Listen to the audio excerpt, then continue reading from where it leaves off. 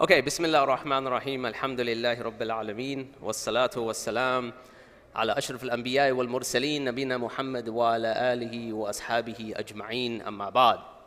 So before I jump into the topic, I just wanted to say it brings me a lot of pleasure to be here, mashallah. You know, I visit communities in various states, and I'm always really happy when I come back to Epic. So I haven't been here since before COVID.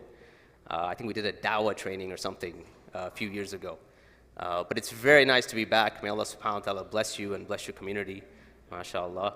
And so with that said, let me jump into the topic. Now, the topic itself, where I want to start from, is the idea of truth itself. Now, I know we were going to talk a little bit about some deep philosophical concepts. I won't get too philosophical tonight, I hope, inshallah, okay? The concept of truth itself. Now, one of the phenomena of the current day and age that we live in is that the very conceptualization of truth has come under attack. So now that sort of conceptualization of truth, either it's come under attack within academia itself, so you have concepts like postmodernism, which put truth on a certain scale and say it's fluid, right, and it's relative. But the concept of truth that I wanted to speak about tonight, in fact, is the one where a person would jump online and try to find information about a certain topic. And what happens is that when you jump online and you try to find information about a certain topic, what we have to realize is that the information that you are getting is not necessarily fact. Surprise, surprise, right? But this leads to a certain deep problem.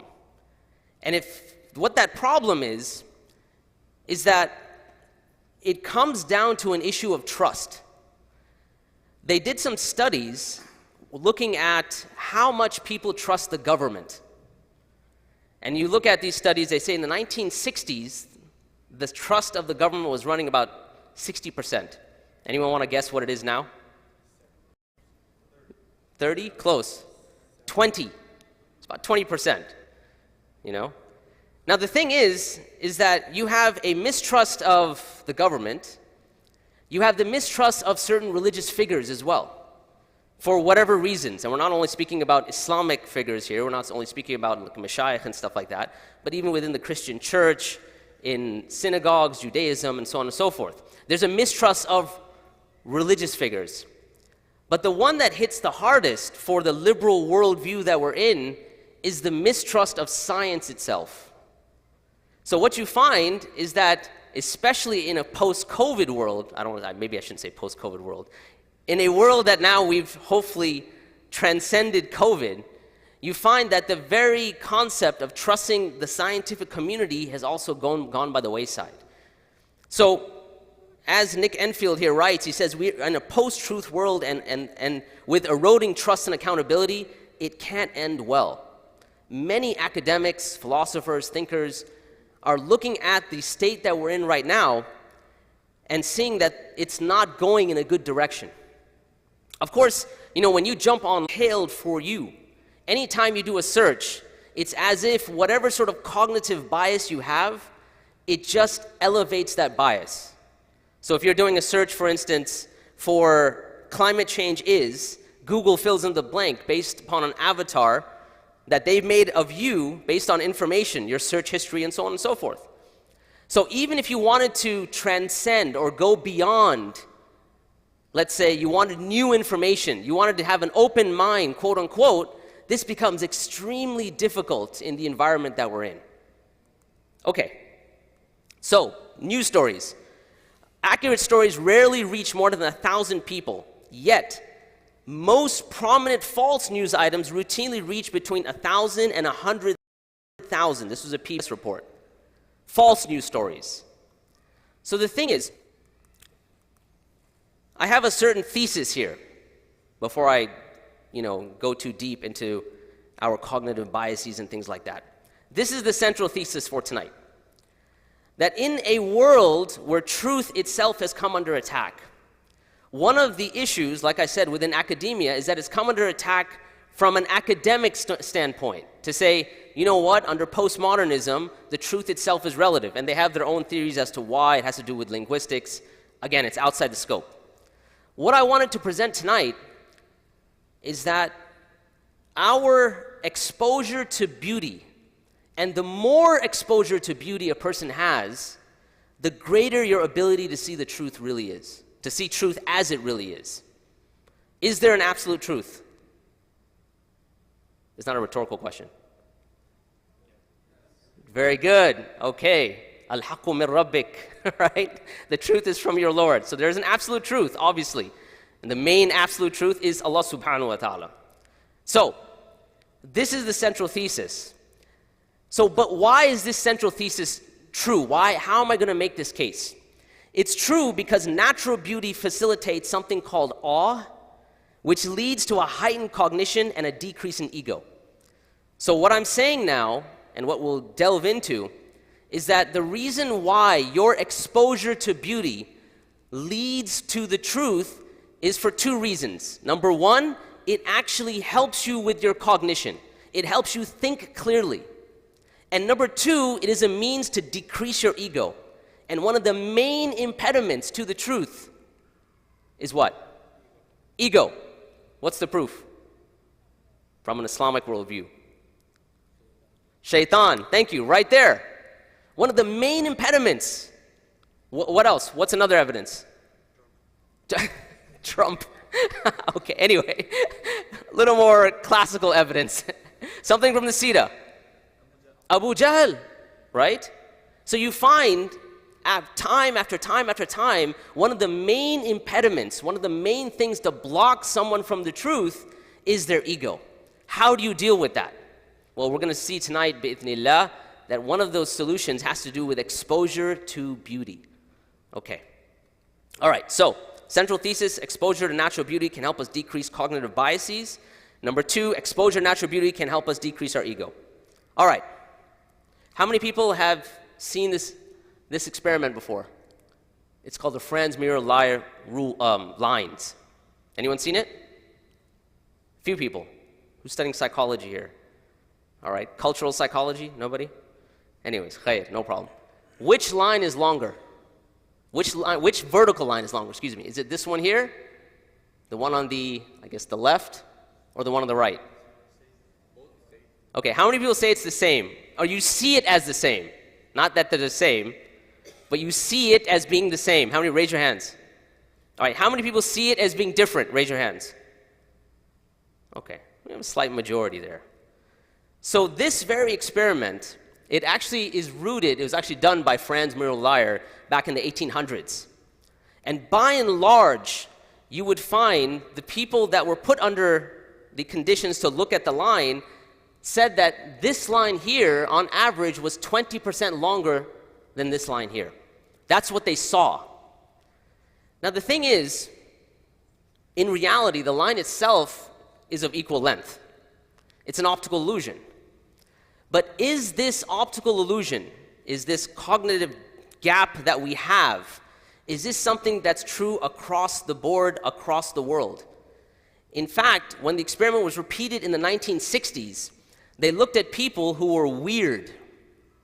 Weird being an acronym, actually, right? So it's not that they're weird, but it stood for Western, educated, industrialized, I forgot what the exact thing was. Let's see, do I have it up? There we go. Western, educated, industrialized, rich, democratic societies.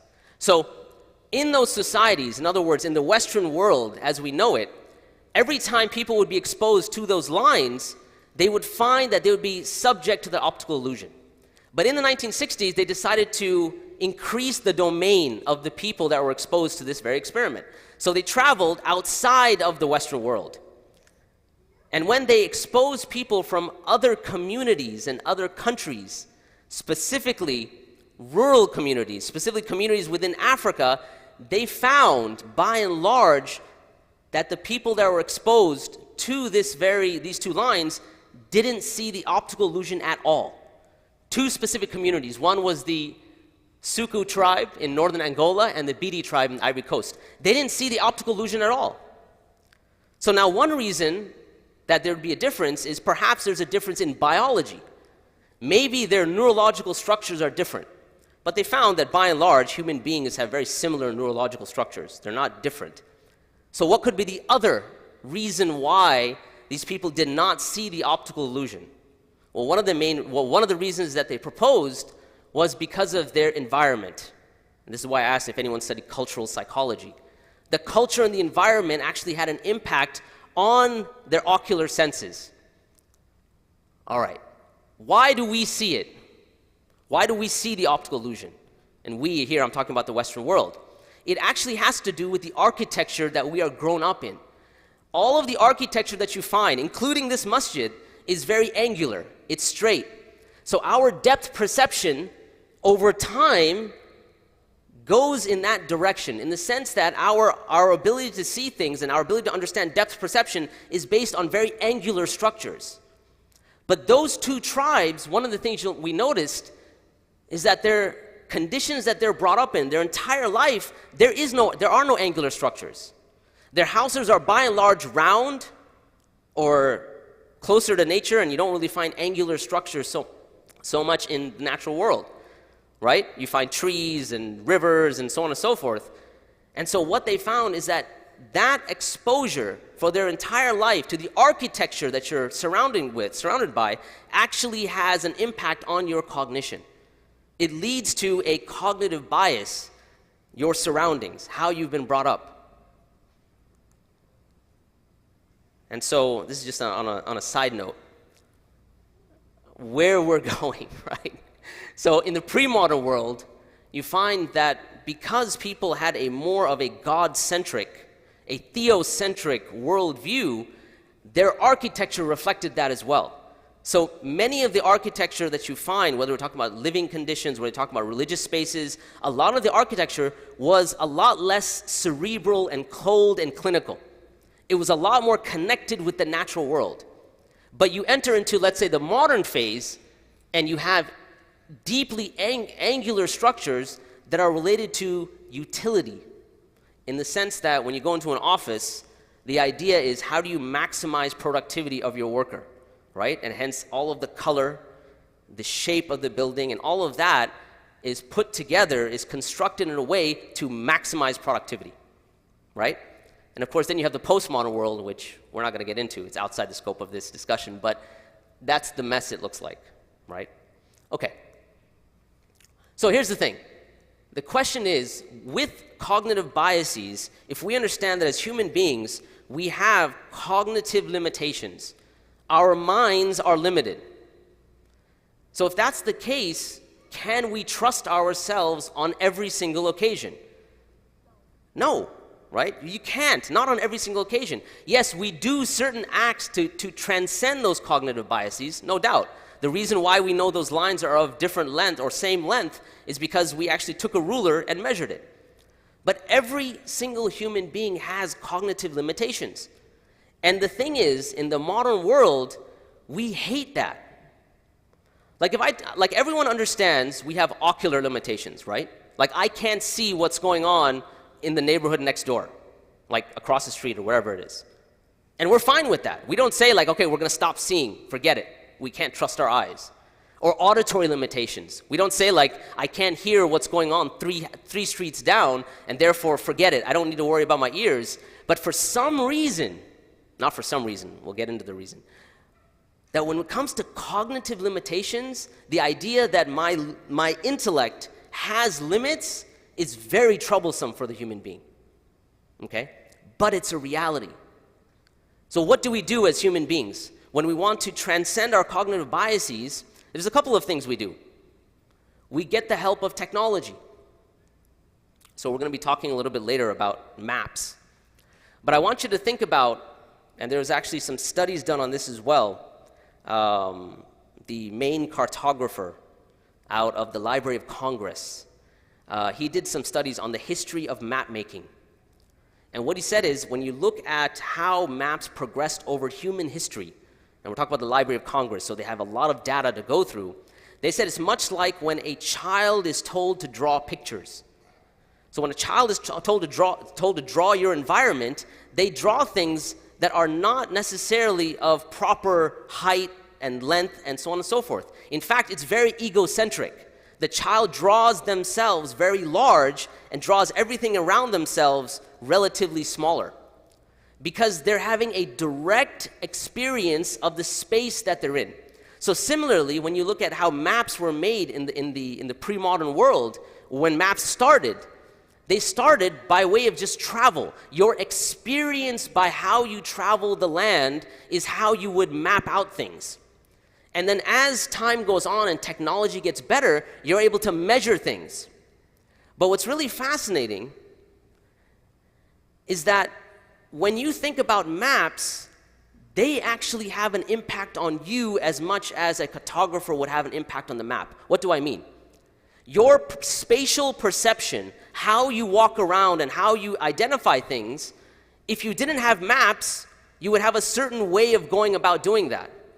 But because of the maps and how they've been constructed, you understand reality not necessarily based on direct experience, but based on the cartography, based on the map.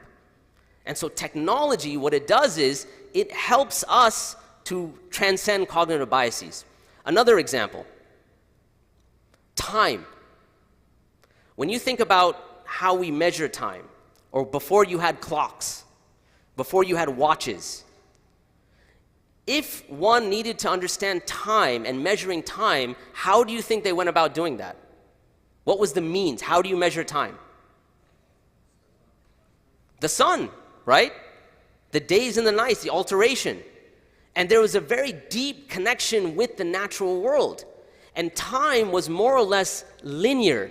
And what do I mean by that? What I mean by that is that because you had a certain, let's say, agrarian rhythm, how the sun rises and falls, how the rain falls, how do you look at the stars, all of those are experiencing time in a linear fashion. It's just happening as you're going through. But what happens when clocks develop? You start breaking up time further and further and further. So you get to certain general concepts like years, months, weeks, days, hours, seconds. As you start breaking these things down and you're able to measure them based on this idea of heightened productivity, you find it moves from a linear understanding of time that you experience to a serial concept of time, where you have to get one thing done after another, the elevation of productivity.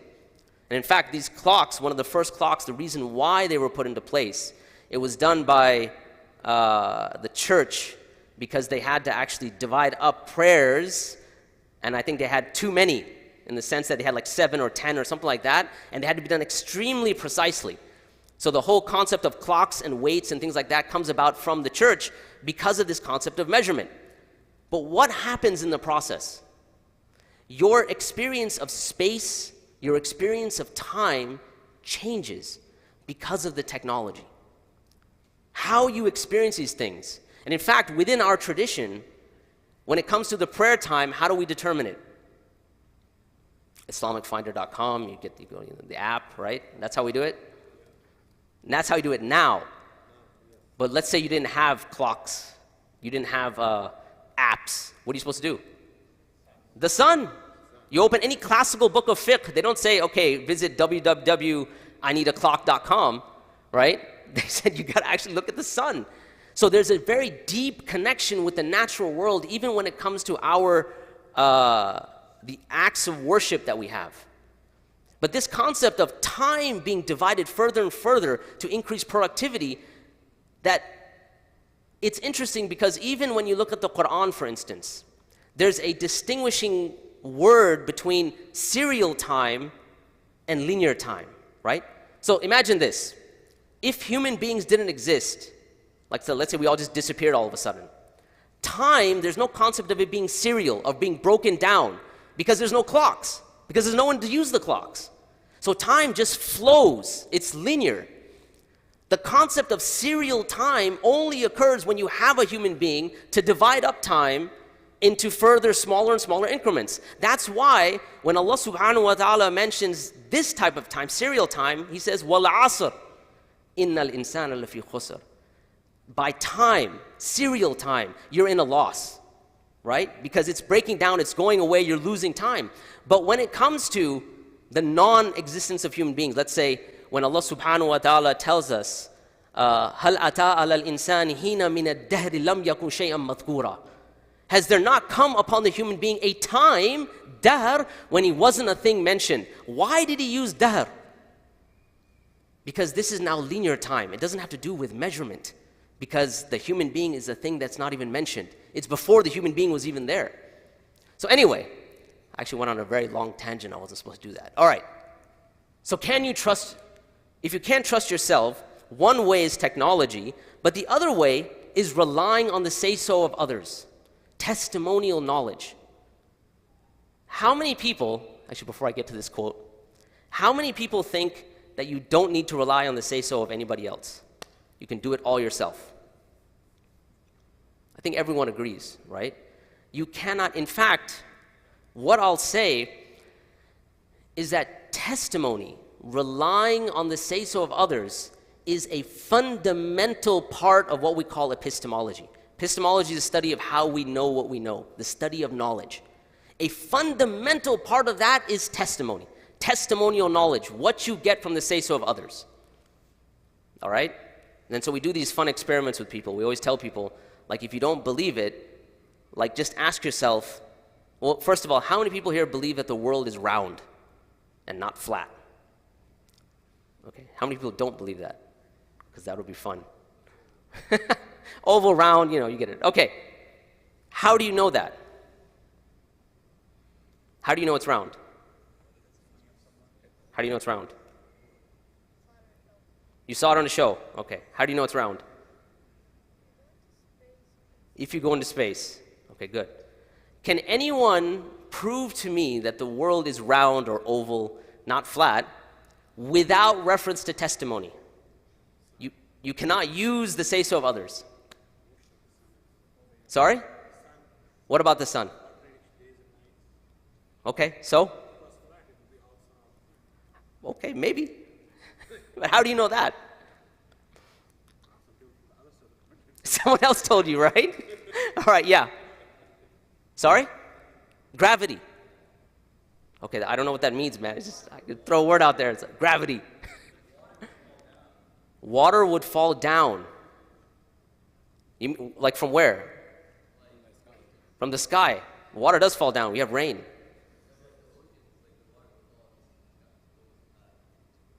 Okay, how do you know that? How do you know the water would fall based on gravity off the sides of the earth? How do you know that? Someone told you. You read it in a book. You saw a YouTube video, right? You didn't go off the side of the cliff. You didn't go around the entire earth, right? Okay, fair enough. What I'm trying to say is that that concept of testimony is fundamental to knowing what you know. If I asked you, how do you know your mother is your mother? Without reference to testimony, could you prove it to me? How many people think you could prove that your mother is your mother without reference to testimony? I always get that. I always get the DNA test. How many people think a DNA test would solve the issue? Raise your hands. A DNA test. 1, 2, 3, 4. Okay, a whole bunch of people. A DNA test. Okay, how do you know the DNA test works? Like when you send your blood off to cyberspace, right? How do you know the results you're getting are actually the correct results? How do you know that? Trust. Testimony. Science or signs? Science. Okay, how do you know that though? You still need testimony. Like if we took the entire world of science, right? Whatever field you want, medicine, engineering, whatever field, can you make scientific progress without testimony? No way. You cannot do all the experiments yourself. You cannot do an empirical analysis on literally everything. You have to rely on the testimony of those that came before you. Okay? Yes?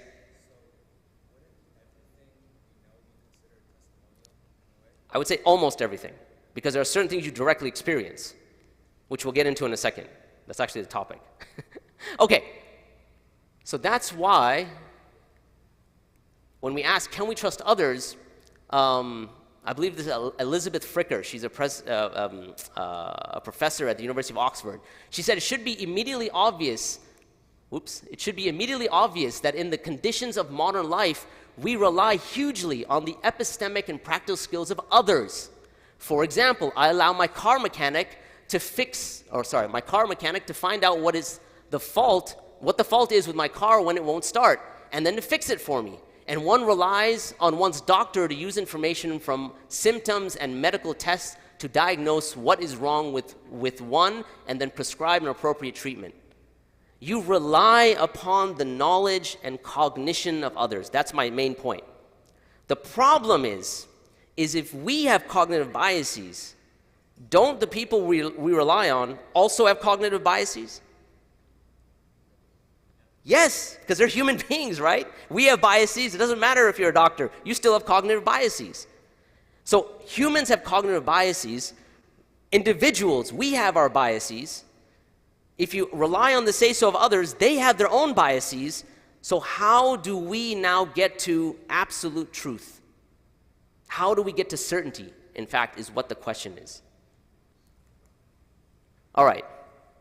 Relying on the say-so of others, I want to make one more point here. And tonight's motif is maps, in case you haven't noticed. All right. So you see the map. This is the one that you may see in school, or maybe you have a globe or whatever, you've bought one. All right. When we look at maps in general, what you'll notice is that the North America, northern continent, is on top, but over here in Europe is on top, i.e. north. Africa and South Africa is at the bottom, Australia's at the bottom, and then all of Russia is on top. Why is that the case? The reason why that's the case, because back when Ptolemy was constructing the map, his idea of what to put on top was dictated by what he felt was the superior culture, right? And so when you're going to draw a map, you're going to say what goes on top and what goes on bottom. What goes on top is that which is superior. And what goes on bottom is that which is inferior. So when constructing a map, Ptolemy didn't go to outer space and look at the world. He basically based his map on that particular idea of which one is superior. Ptolemy wasn't alone in that. Because even in the Muslim world, you have Muhammad al-Idrisi. He's a 12th century cartographer, map maker, draws the map as we know it upside down. I mean, according to our paradigm, it's upside down. Why? Because for him, the Islamic milieu, Islamic world is supreme. So he draws Africa on top. He draws Mecca in the center. He draws Europe, plop, on the bottom, right?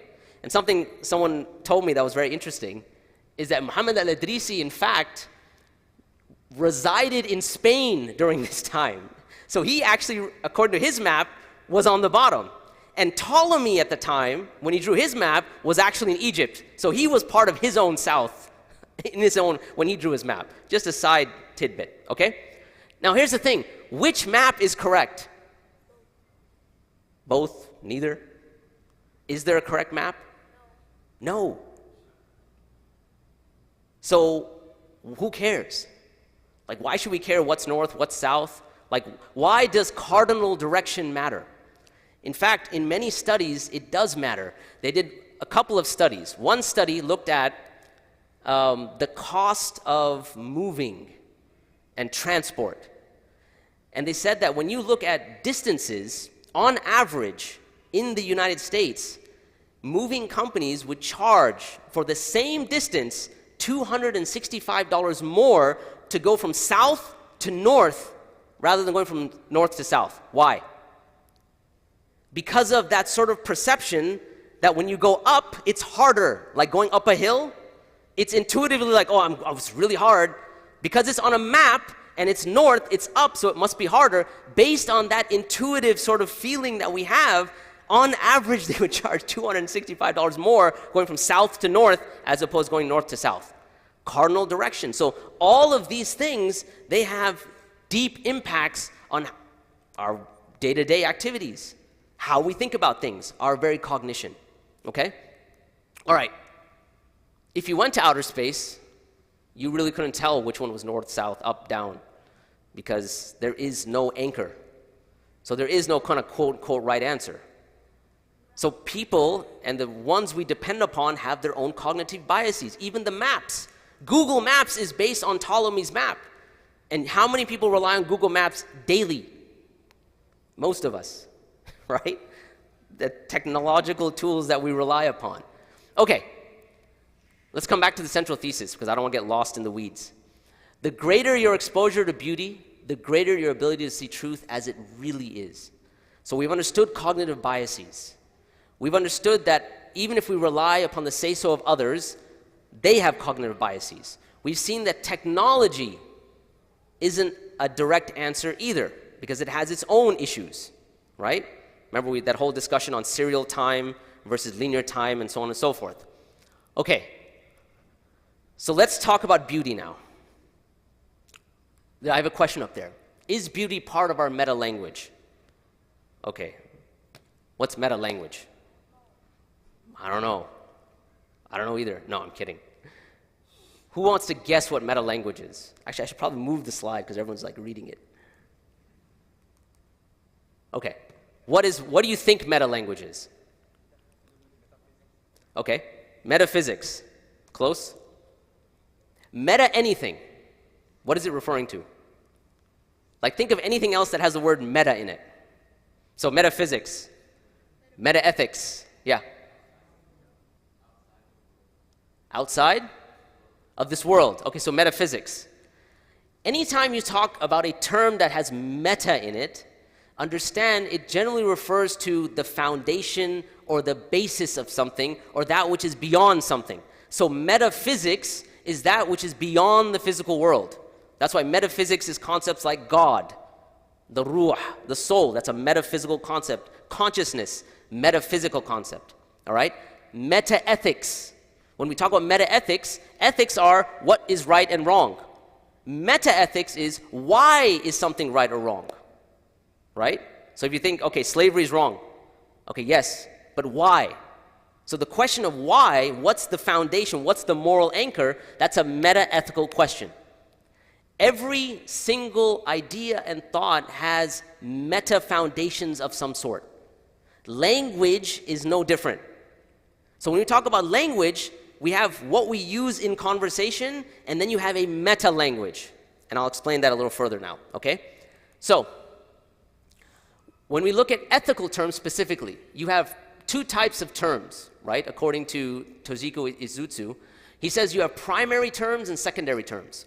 A primary term is descriptive in nature. It describes something. A secondary term is that which is evaluative. It gives a value. So let's give an example to clarify this. When you say someone is humble, they have humility. Humility is describing the person. So that is a primary term. It's describing something. But then you're going to ask, then you say the statement, humility is good. Good is your secondary term. You're using that to evaluate humility. So mercy is good. Humility is good. But you don't say, is good good? You need a foundation to start with. That foundation is what we call meta-language. Okay? Now typically, traditionally, there were three kind of areas of meta-language. One was the idea of truth. The second was the idea of goodness. It could be moral, it could be ethical. But the third was in fact beauty. So St. Thomas Aquinas, however you say that, he actually talks about the good, the true, and the beautiful. And this is part of our meta-language. When you say something, when you ask the question, why do you believe X? Because it's true. Why do you want Y? Because it's good. Why do you look at Z?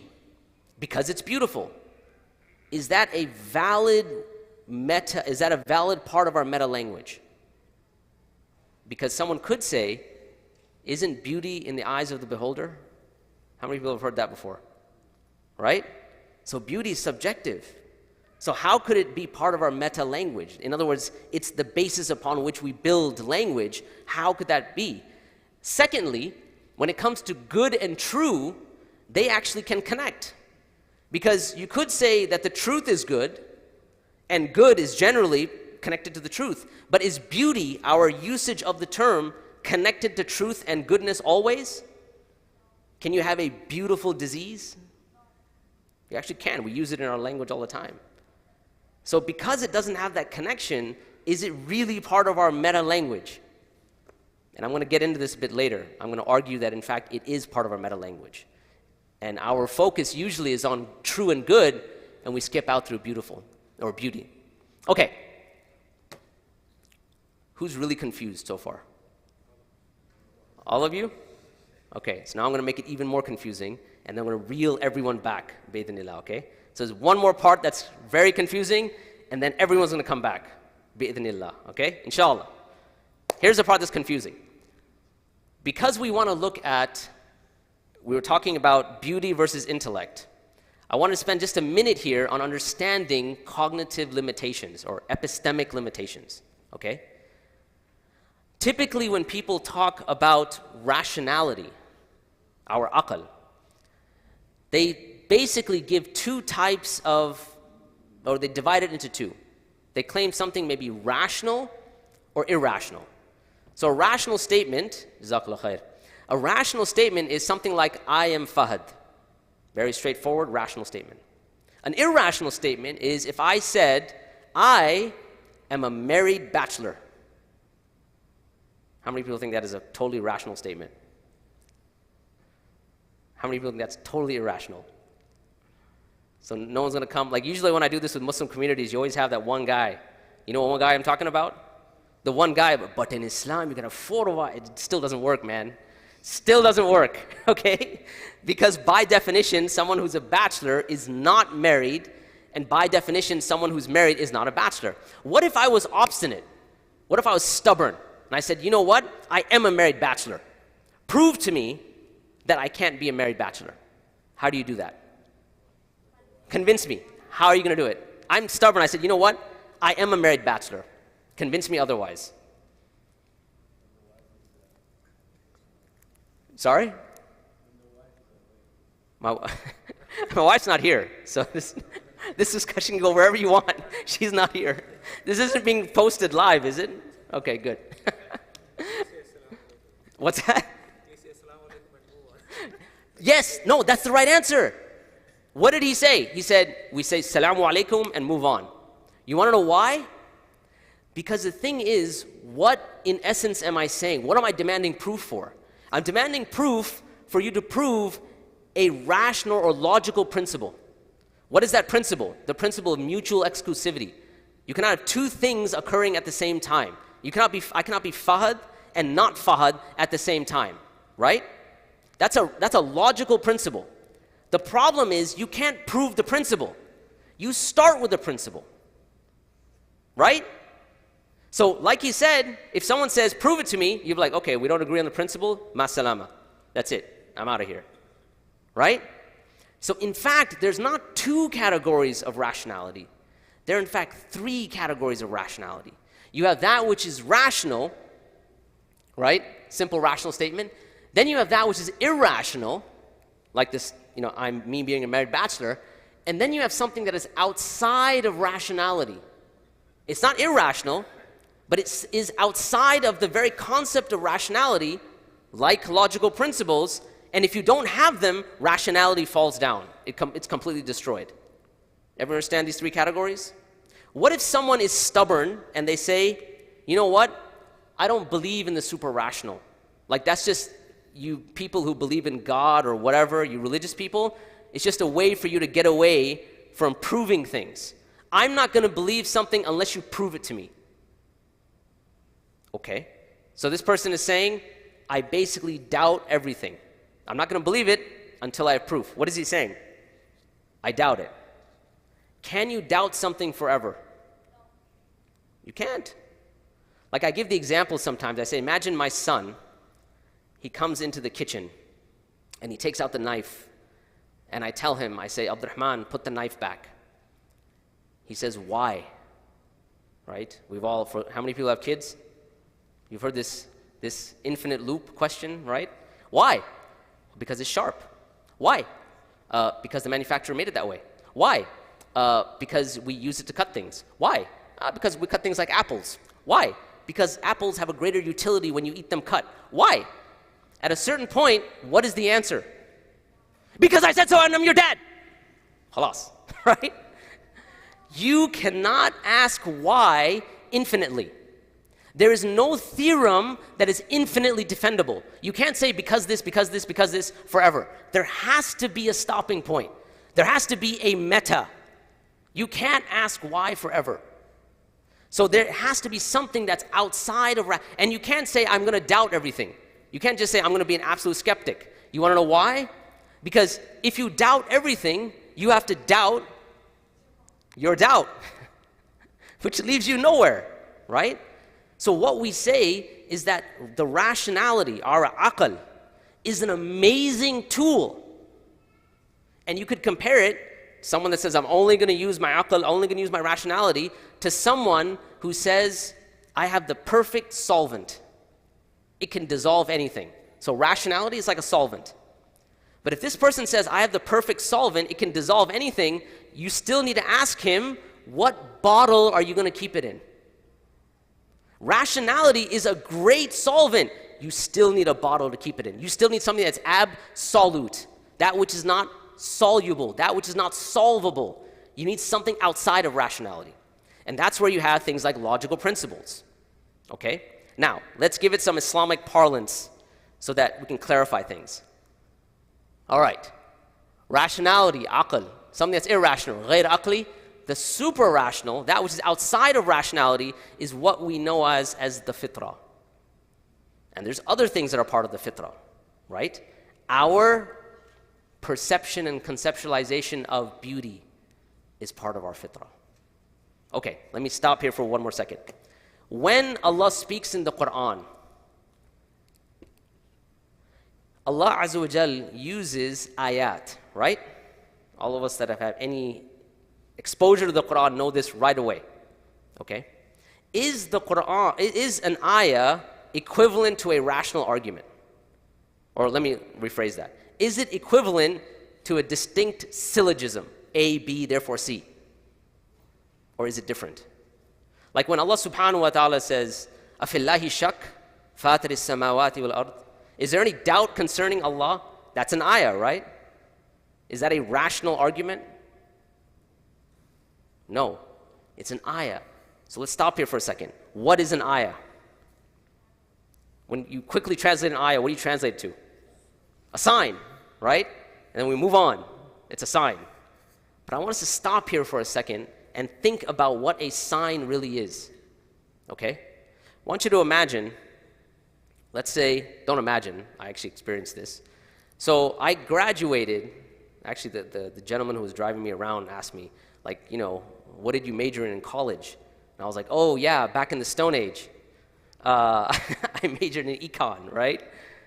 But imagine now that after all those years, right? I went to Michigan State University, graduated, now I live in Houston. So I'm going through my stuff. So this is like whatever, 20 years ago, whatever it might be. All right? I don't want to date myself too much. 20 years ago, and I'm going through my stuff, and I find a box, and in the box, I pull out my graduation cap and my graduation robe. Immediately, I remember the day that I graduated. I remember going up on stage and having a last name that starts with a T and being extremely annoyed because there were 250 people there and I had to wait till almost the last guy. I remember that immediately.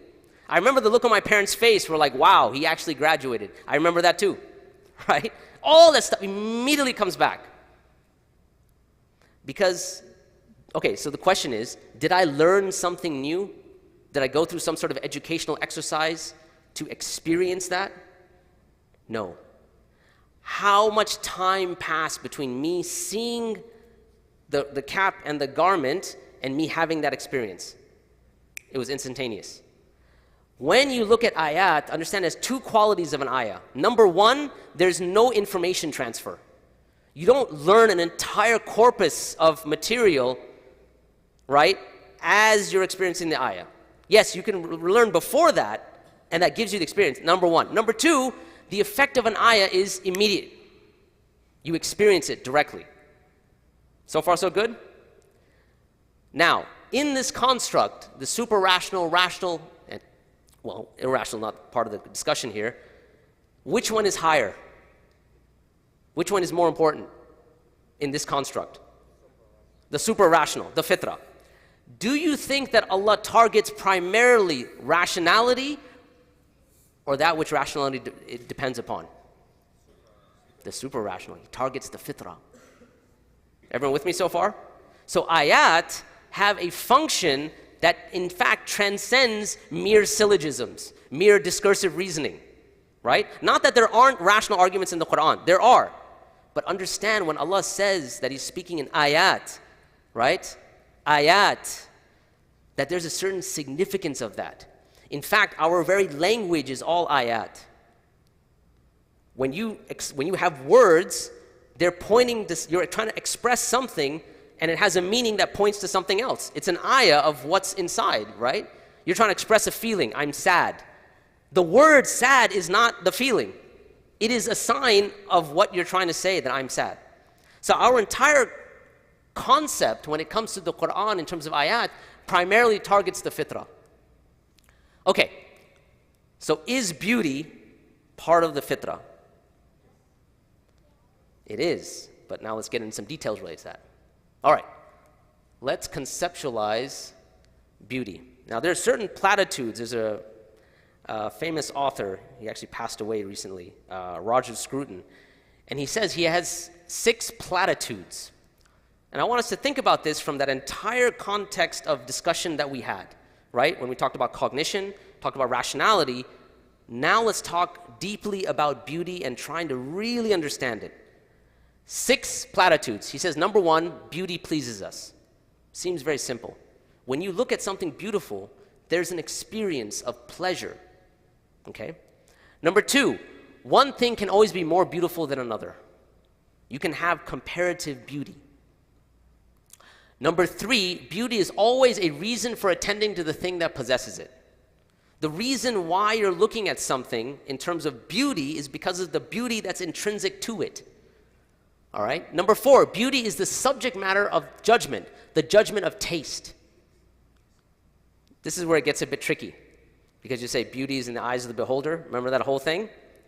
But what I'm going to say is, in fact, beauty can be objective, meaning it's not subject to the person seeing it. In fact, there's a beauty that no matter who it is, and it's not contingent upon human emotions, that something is beautiful, right? We'll get there.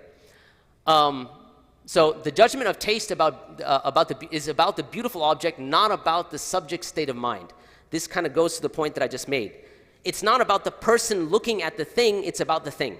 Like when you say something is beautiful, you're not talking about me, like my eyes are, you're saying that thing that I'm looking at, it in and of itself, intrinsically, it possesses beauty. Okay? That's why you're looking at it in the first place. And then 6, nevertheless, there are no secondhand judgments about beauty, and I'll come back to this. Okay, so let's now take a look at something.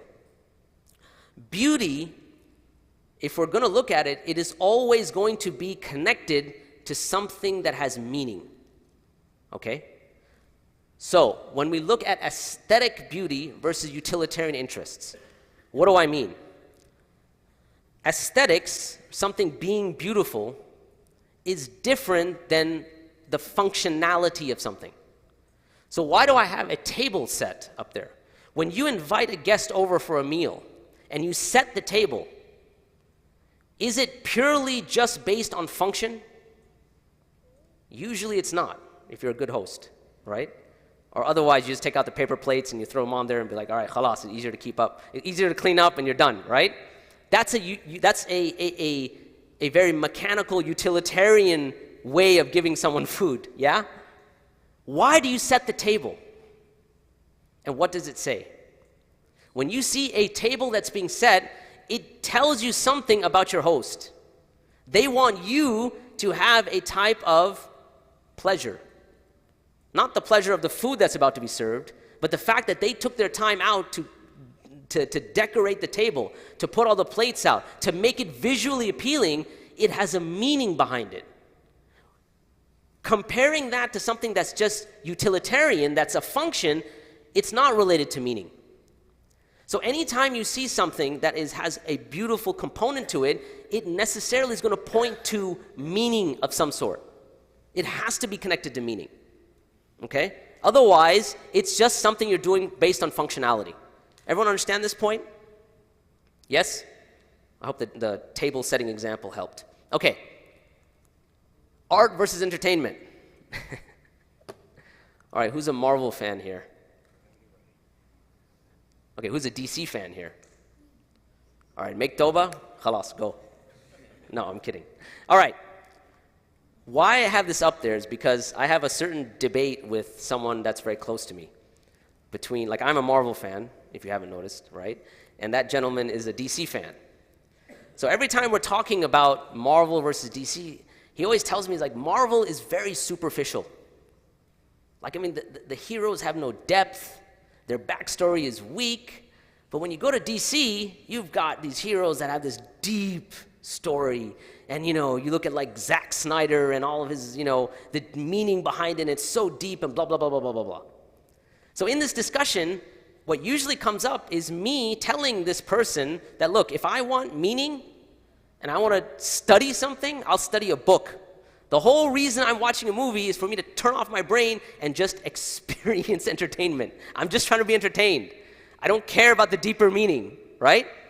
But then this person will say, no, but you have to appreciate the art and the visual and the camera angle and who knows what else, right? But this brings up a point of the difference between art and entertainment. Art points towards something of meaning. It tells you something. So if you're watching, let's say, a movie and look at the camera angle, look at the symbolism, Superman being in a church, what's the symbolism? What is it tying to? What is it telling us? All of those deeper questions about the artistic element of, let's say, a movie has to be connected to meaning. But if it's just entertainment, there's no concept of meaning. You are just going for a certain experience that's not tied to meaning. Okay? So far we've spoken about aesthetic versus utilitarian interest, art versus entertainment. There's one more, and this is the one I think you'll appreciate. Prose versus poetry. So what do I mean by prose? What do I mean by poetry? When you read a poem, what we understand is that a poem has a very different dynamic than simple prose. Okay? Typically, when you read a poem, you can read it again. You can revisit it. Typically, it will elicit an emotional response. Typically, it'll give you an indication of something that's deeper, that has meaning. Prose doesn't do that. So that's why I have up there an organic chemistry textbook. You never return back to it. Okay? Once you study organic chemistry, and let's say, that's it, khalas, you're never going to revisit that book again. Right? Back in the days when they actually used to give you books, you would sell it. Okay? Never to see it again. Right? That's simple prose. Poetry is different. Like, for instance, I have up there Emily Dickinson's poem. It's called Hope. I want you to just listen to it for a second. All right? Understand how it's different than simple prose, simple information. And it's about hope. So Emily Dickinson writes, hope is the thing with feathers that perches in the soul and sings the tune without the words and never stops at all. The sweetest in the gale is heard, and sore must be the storm that could abash the little bird that kept so many warm. I heard it in the chilliest land and on the strangest sea, yet never in extremity it asked a crumb of me. It's actually very beautiful, right? It's deep. Like, you want to think about it for a second. Like, hold on, she's talking about a concept of hope, comparing it to a bird. I mean, there are levels that you can explore, that you could read again and again and again, right? Poetry is different than prose. Poetry, you can ascribe beauty to it. Ascribing beauty to an organic chemistry textbook, you've got problems. Okay? All right. So this is why, when we're conceptualizing it, Kenneth Brooks, he writes in The Heresy of Paraphrase. He has a couple of things which he says that this is a heresy when it comes to trying to paraphrase a poem, right? To explain a poem, you know? And so he says, number one, poetry can express several thoughts at the same time. Prose doesn't do that. Number two, it's polysemous. In other words, meaning conveyed on several levels. That poem on hope, it's not just hope, but it's hope based on your experience.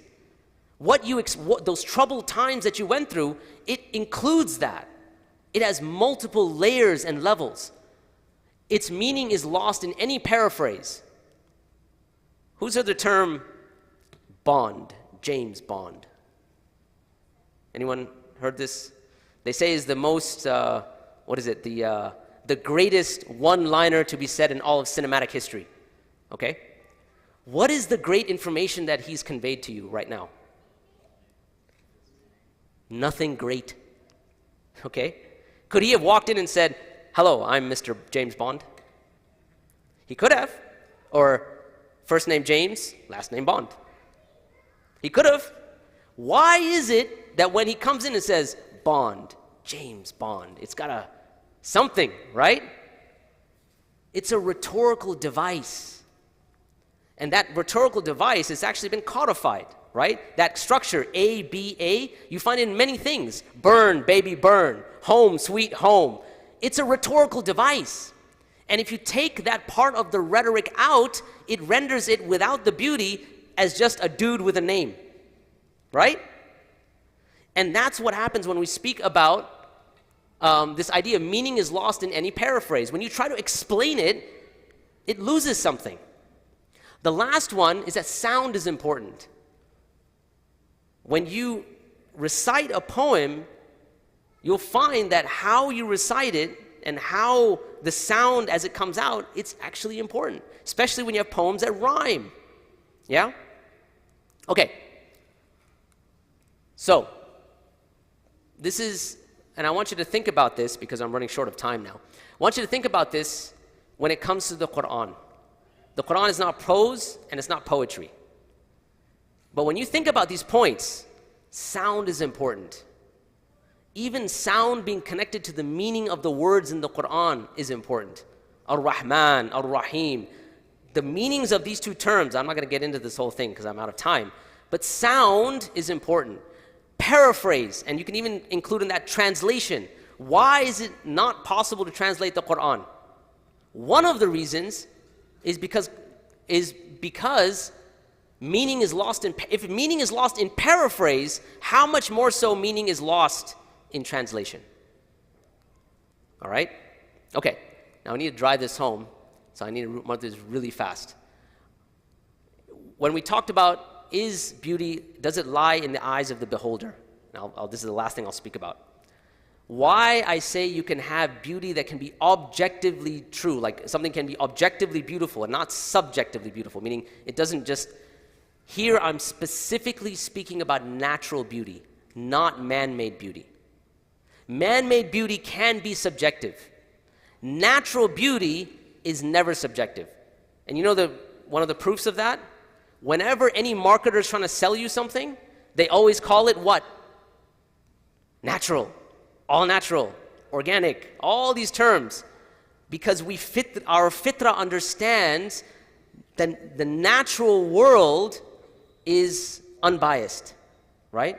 It doesn't have, so when we talk about beauty, subjective human work, it's biased. It has some sort of meaning, but beauty, when we look at natural beauty, it's objective, it's unbiased, and it also has a meaning. So now, this is a painting of the Niagara Falls, but it would be very different than actually experiencing the Niagara Falls. How many people have been to the Niagara Falls? Some people? Okay. Canadian side, right? Okay, good, because the American side, I don't know. Anyway, okay. Why is this the case? When you look at a painting or a picture of nature, there's framing. You are limited. You have a frame by which you're seeing it. Because you have a frame, there's a human angle and a bias. We're trying to do away with human biases, right? A picture gives you that human's angle. The direct experience is completely different. It's vast, open, and endless. There's no framing because you're directly experiencing all of that nature. Number two, there's no humor, angle, or bias. It's not contained, and this is the main one. It makes you feel small. Okay, so the thing is, I need like 4 more slides, but it's time for Isha. So I need to stop here. We still have 10 minutes? Okay. 5 minutes? Okay. Let me race through the rest of this as quickly as I can. All right. So, that last point, it makes you feel small. When you see an enormous mountain, when you see the Niagara Falls, when you see something that just, it's grand, there's a certain feeling you go through. In English, it's called awe. But it's a type of fear, is it not? But it's not the fear where like, you know, like Mike Myers is chasing you type fear, right? Like you're about to be murdered. Not that fear. It's a different type of fear. A fear of like, okay, not that you're scared, but you feel small. In English, we call it awe. But everyone has experienced it. Okay? All right. Awe. And this is from a study done by Dacher Keltner and Michelle Shiota. And they said, awe has been defined as an emotional response to perceptually vast stimuli that overwhelm current mental structures yet facilitate attempts at accommodation. All right. So, back to what I was saying in the beginning. All right, so if you remember our central thesis, beauty can lead us to truth. How is that so? Because A, it helps us with our cognition, it heightens our cognition, and B, it decreases our ego. And these are 2 facilitators towards the truth.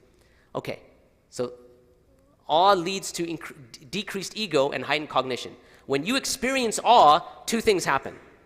You become smarter, in a sense. Your cognition actually gets heightened. And number 2, you become more humble.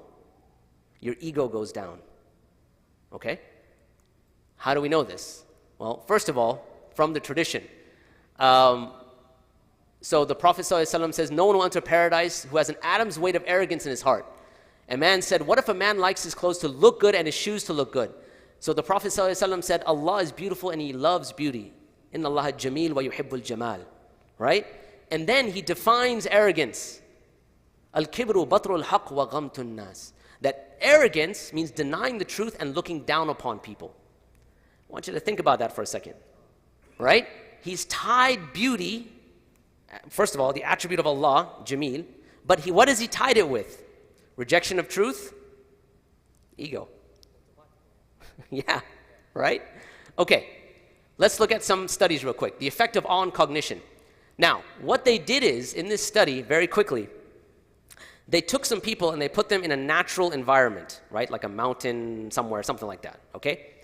And they had them listen to a story for 5 minutes. And the story is some romantic story. Like, so they went out, they had dinner, some sort of dinner, and they went home, and then that's it, whatever. It's a 5-minute story. And then they asked the question, in the story that you heard, was there a candle on the table? Now the thing is, as human beings, we have cognitive gaps that we fill in based on experience. When you think about a romantic dinner, you sometimes fill in the cognitive gaps, right? Unless you are paying attention.